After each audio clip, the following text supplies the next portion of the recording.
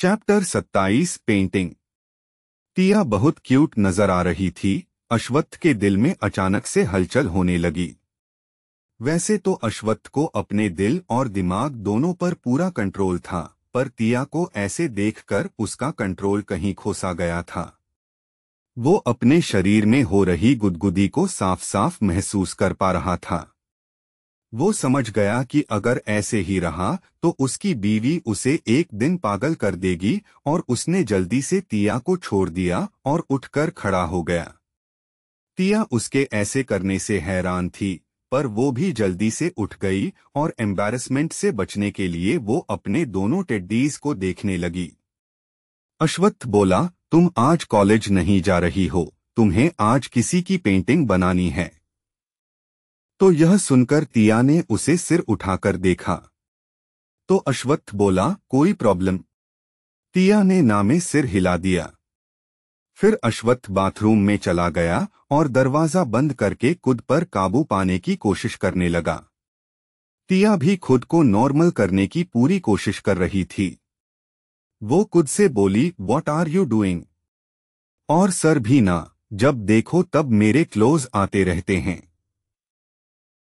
पर वो तो मेरे हस्बैंड हैं, और भले ही उनका 1 करोड़ का मुझ पर लोन है, पर मुझे तो उनके साथ हमेशा रहना है। और खुद से ये कहकर चुप हो गई। फिर वो मन में बोली, क्या मैं भी उटपटांग सोचती रहती हूँ? मैं क्या चाहती हूँ? यही कि वो मेरे साथ रहें, मेरे क्लोज रहें। गॉड, क्या हो रहा है? और अपने सिर को पीटने लगी। वही अंदर अश्वत्थ शावर ले रहा था। वो मन में बोला, अगर ये बात अब अभ्रम या आदित्य को पता चली तो दोनों मेरा खूब मजाक उड़ाएंगे। नहीं, ऐसा नहीं हो सकता। अश्वत्थ ने शावर बंद किया और बाथरोब पहनकर बाहर आया। टिया भी उसी वक्त अपने दोनों टेड्डीज को उनकी जगह पर रख रही थी। अश्वत्थ बोला, जाकर नहा लो। इतना कहते ही टिया ऐसे बाथरूम में घुस गई कि अगर थोड़ी सी भी देर हो गई तो बिजली चली जाएगी। अश्वत्थ उसे देखता रह गया और फिर उसने जोर से अपना सिर झटका और क्लॉजेट रूम में चला गया। वहां 2 क्लॉजेट रूम थे। उसने टिया के लिए कपड़े निकाले और बेड पर रख दिए और अपने क्लॉजेट रूम में चला गया। टिया भी जल्दी से नहा धोकर बाथरोब पहनकर बाहर आई, अपने कपड़े लिए और फिर बाथरूम में कपड़े पहनने के लिए चली गई। उसने एक सफेद रंग की शर्ट और नीचे ब्लैक स्कर्ट पहन रखी थी जिसकी लेंथ घुटने तक थी। अश्वत्थ भी अपना कोट और हाथ में नेक टाई लिए आ गया और उसके पीछे खड़ा हो गया। अश्वत्थ ने भी व्हाइट शर्ट और उसके ऊपर ब्लैक हाफ जैकेट और ब्लैक फॉर्मल पैंट पहन रखी थी और साथ में फॉर्मल शूज। उसकी कलाई में उसकी रिस्ट वॉच थी। टिया, जो अभी बड़ी अदाओं के साथ अपने बालों को झटक रही थी, उसे होश ही नहीं था कि उसके पीछे अश्वत्थ खड़ा है। उसने अपने बालों को पीछे की तरफ झटका जो अश्वत्थ के चेहरे पर जोर से लगे। वो कराह उठा। उसकी आवाज सुनकर टिया के रोंगटे खड़े हो गए। उसने मिरर में देखा और अपने मुंह पर हाथ रख लिया। टिया जल्दी से पीछे मुड़ी और डरते हुए बोली, I am really sorry sir, मैंने नहीं देखा था। किया। टिया डर रही थी कि कहीं अश्वत्थ उसे कोई पनिशमेंट ना दे दे। अश्वत्थ ने कुछ नहीं कहा और उसके हाथ में टाई दे दी। टिया ने जल्दी से टाई को पकड़ा और अपने पंजों के बल खड़ी हो गई और अश्वत्थ के गले में टाई बांधने लगी। उसने उसके कॉलर ऊपर किए, फिर उसके कॉलर का बटन लगाया और टाई को कस दिया। फिर उसके कॉलर को सेट कर दिया। टिया, जो पंजों के बल खड़ी थी, बार बार ऊपर नीचे हो रही थी। अश्वत्थ जानबूझकर नीचे नहीं झुक रहा था। उसे मजा आ रहा था और टिया मन ही मन उसे कोस रही थी। वो मन में बोली, इतना लंबा होने का क्या फायदा अगर वो झुक ही नहीं सकता। और वो मुंह भी बना रही थी और अश्वत्थ को यह देखकर बड़ा मजा आ रहा था। टिया ने फाइनली उसकी टाई बांध दी। फिर उसने उसका कोट लिया और उसे पहनाने लगी। वो मन में बोली, मैं जब से आई हूं तब से मैं ये सब कर रही हूं। पहले कौन करता होगा? अश्वत्थ ने क्लोजेट के मिरर में ही अपने हेयर सेट कर लिए थे और परफ्यूम भी लगा लिया था। फिर भी वो मिरर में खुद को देखने लगा। उसके ऐसा करने से तिया को लगने लगा जैसे वो उसे चिढ़ा रहा हो कि वो उससे ज्यादा खूबसूरत है। तिया उसे घूर कर देखने लगी। अश्वत्थ ने उसकी घूरती नजरों को मिरर में ही देख लिया था। तिया उसे बहुत प्यारी लग रही थी। उसका मन कर रहा था कि वो तिया को पकड़कर किस कर ले। जैसे ही उसके मन में यह ख्याल आया वैसे ही वो खुद को डांटते हुए मन में बोला, मेरा दिमाग सच में खराब हो गया है, क्या उटपटांग सोच रहा हूँ। और तिया को इग्नोर करके चला गया।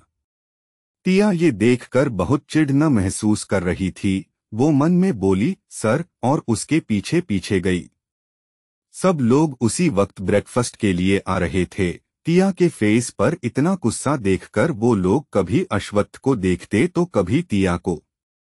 अश्वत्थ तो हमेशा की तरह शांत था, पर उसकी आंखों में आज एक शरारत थी।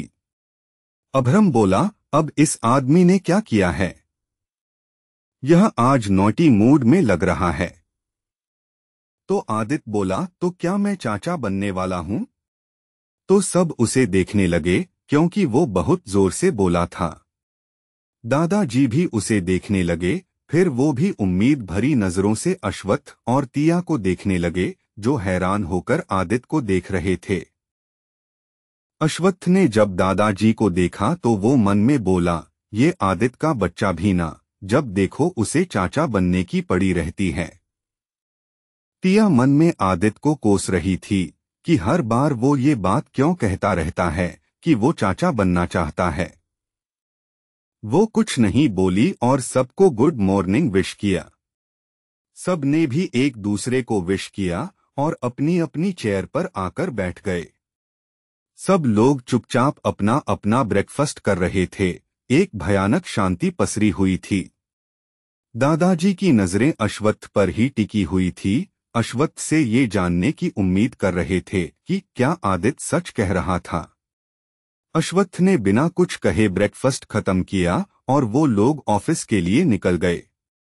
दादाजी ने तिया को अपने पास बुलाया और बोले, बेटा क्या तुम? तो बीच में ही तिया बोली, ऐसा कुछ नहीं है दादाजी, आदि भैया तो ऐसे ही बोल रहे थे, आपको तो पता ही है वो हर बात पर यही डिमांड करते हैं। तो दादाजी बोले, क्या मेरा निकम्मा पोता इतना निकम्मा है कि वो तुमसे दूर रहता है?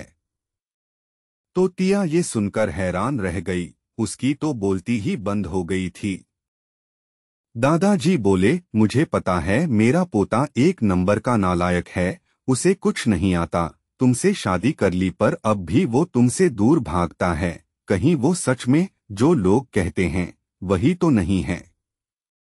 तिया ये सुनकर हैरान होकर दादाजी को देखने लगी और मन में सोचने लगी, सर के दादाजी भी उन्हें वो समझते हैं। दादाजी सच में सर के दादाजी ही हैं ना, या फिर सर को कहीं से उठाकर तो नहीं लाए हैं? हे भगवान, क्या सर सच में? वो भी यह सोचने लगी। फिर उसे एकदम से उसके और अश्वत्थ के कुछ रोमांटिक पल याद आ गए। वो मन में बोली, पर उनकी हरकतों से तो नहीं लगता कि वो है। मैं भी क्या सोच रही हूँ? दादाजी बोलते ही जा रहे थे, वो रुकने का नाम ही नहीं ले रहे थे। दादाजी के मुंह से अश्वत्थ के बारे में इतनी सारी बातें सुनकर तो तिया का मुंह खुला का खुला ही रह गया। वो कुछ बोल ही नहीं पा रही थी। तभी एक सर्वेंट आई और बोली, दादाजी एमआर कल्याण आए हैं, वो यंग मैडम से अपनी वाइफ की पेंटिंग बनवाना चाहते हैं। तो दादाजी बोले, एमआर कल्याण? उन्हें याद आया कि एमआर कल्याण कौन थे। वो बोले, ठीक है, तुम उन्हें गार्डन में ले आओ। दादाजी और तिया गार्डन में लगे सोफे पर बैठे थे। फिर वो सर्वेंट चली गई और दादाजी बोले, बेटा एक काम करो, तुम अपना सारा सामान यहीं पर ले आओ। तो तिया बोली, जी दादाजी, और चली गई। एमआर कल्याण अपनी सेक्रेटरी के साथ आए थे। उन्होंने दादाजी को ग्रीट किया। दादाजी ने उन्हें इज्जत के साथ अपने सामने के सोफे पर बैठने को कहा। उनकी सेक्रेटरी उनके पीछे खड़ी हो गई। तभी एक सर्वेंट एमआर कल्याण के लिए खाने पीने का सामान लेकर आई और टेबल पर रखा और उन्हें सर्व किया। दादाजी बोले, आप तो टैलेंटेड आर्टिस्ट्स को लोगों से रूबरू करवाते हैं ना? तो एमआर कल्याण बोले, हाँ एमआर आर्यन, और मुझे खुशी है कि मैं मिसेस तिया आर्यन के लिए ये काम करने वाला हूँ। ये सुनकर दादाजी बहुत खुश हुए और वो बोले, मेरी पोता बहू सच में बहुत टैलेंटेड है, वो आपको निराश नहीं करेगी। तभी कुछ सर्वेंट्स पेंटिंग बनाने का सारा सामान ले आए और कुछ दूर पर सारा सामान रखा और तख्त पर सब कुछ सेट कर दिया। तिया भी आ गई और उसने भी एमआर कल्याण और उसकी सेक्रेटरी को ग्रीट किया। एमआर कल्याण और उसकी सेक्रेटरी यह देखकर हैरान थे कि तिया कोई 18 से 19 साल की लड़की लग रही थी और अब भी उसमें बचपना नजर आ रहा था। उसके चेहरे पर मासूमियत थी। दादाजी बोले, यह मेरी पोता बहू है, मेरे पोते की बीवी।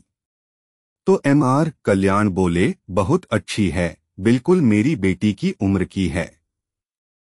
तो तिया के चेहरे पर हल्की सी स्माइल आ गई और उसने कलर्स का बॉक्स निकाला और उसने अपने कपड़ों पर कलर्स ना लग जाए इसके लिए एप्रन पहन लिया और एप्रन के पॉकेट में बहुत सारे ब्रश रख लिए। वो एकदम प्रोफेशनल आर्टिस्ट लग रही थी। वो बोली, आपकी वाइफ डॉट। तो सेक्रेटरी ने तुरंत मिसेस कल्याण की फोटो उसे दे दी। तिया ने ध्यान से फोटो को देखा। तिया की बहुत अच्छी याददाश्त थी। उसने वो फोटो दूसरे तख्त में चिपका दी और एमआर कल्याण से बोली, आप अपनी वाइफ के बारे में बताइए। तो एमआर कल्याण और उनकी सेक्रेटरी उसे हैरान होकर देखने लगे। तिया बोली, मैंने कुछ गलत कह दिया क्या? तो दादाजी बोले, मेरी पोता बहू के कहने का मतलब है कि आप अपनी वाइफ के बारे में बताइए, उनका व्यवहार कैसा था आपके प्रति, सब कुछ बताइए। मेरी पोता बहू तस्वीर देखकर नहीं बनाती बल्कि इंसान का मन और अच्छे आचरण देखकर बनाती है। तो एमआर कल्याण को समझ आया और वो अपनी बीवी के बारे में बताने लगे। वो शुरू से बता रहे थे जब से उनकी शादी हुई थी। तिया के हाथ भी उतनी ही तेजी से चल रहे थे। वो बीच बीच में एक झलक तस्वीर को देख लेती और एमआर कल्याण की बातों को सुनती रहती। एमआर कल्याण की सेक्रेटरी तो आंखें फाड़कर तिया को देखे जा रही थी। वो लोग तस्वीर को नहीं देख रहे थे क्योंकि तख्त उनकी तरफ था। एमआर कल्याण बता रहे थे, उनकी वाइफ सच में एक काइंड पर्सन थी। उनके कहने पर ही उन्होंने अपने देश के आर्टिस्ट को और देश की कला को आगे बढ़ाने का बिजनेस स्टार्ट किया था, जिससे टैलेंटेड लोगों को उनकी पहचान मिल सके। लगभग 3 घंटे बाद तिया के हाथ रुक गए। एमआर कल्याण तो पहले ही चुप हो गए थे। फिर तिया अपने कलर बॉक्स को बंद करते हुए बोली, आप देख लीजिए, और तख्त को उनकी तरफ घुमा दिया। जब उन्होंने पेंटिंग देखी तो वो देखते ही रह गए। सेक्रेटरी तो पहले से ही हैरान थी और अब और ज्यादा हो गई थी। और एमआर कल्याण खुशी से उठ खड़े हुए और तिया के पास जाकर बोले, मैं यही ऐसा ही पेंटिंग चाहता था। मैं यही एक्सप्रेशन अपनी वाइफ के पोर्ट्रेट में देखना चाहता था, वो एक्सप्रेशन जो मैं अपने लिए उसकी आंखों में देखता था। और वो पेंटिंग को देखने लगे और फिर तिया को देखकर बोले, thank you so much Mrs Aryan. तो तिया ने हल्का सा स्माइल किया। दादाजी बहुत खुश थे। एमआर कल्याण बोले, आपको पता है आप एक बेहतरीन आर्टिस्ट हैं और मैं बहुत खुशनसीब हूं कि मैं आपके लिए काम करने वाला हूं। यह सुनकर तिया हैरान रह गई। एमआर कल्याण बोले, हाँ, आपके हस्बैंड ने मुझे स्पेशली कहा और अगर वो नहीं भी कहते तो भी यह पेंटिंग देखने के बाद मैं खुद उनसे रिक्वेस्ट करता कि वो मुझे आपके लिए काम करने का मौका दें। तिया को अपने कानों पर विश्वास नहीं हो रहा था। एमआर कल्याण बोले, 1 हफ्ते बाद एक ग्रैंड एग्जीबिशन है। क्या तिया अपनी मां की तरह ही एक बड़ी पेंटर बन जाएगी? अश्वत्थ और तिया के बीच की नजदीकियां ऐसे ही बढ़ती रहेंगी या फिर कोई नई मुसीबत आ जाएगी मासूम तिया की जिंदगी में?